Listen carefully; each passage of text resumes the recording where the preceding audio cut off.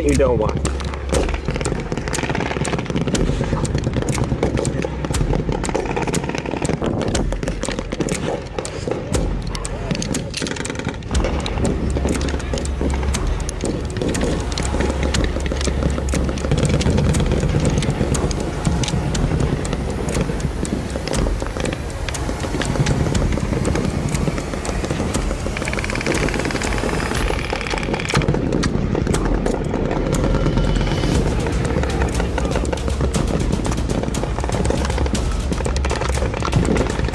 You know, things like this happen.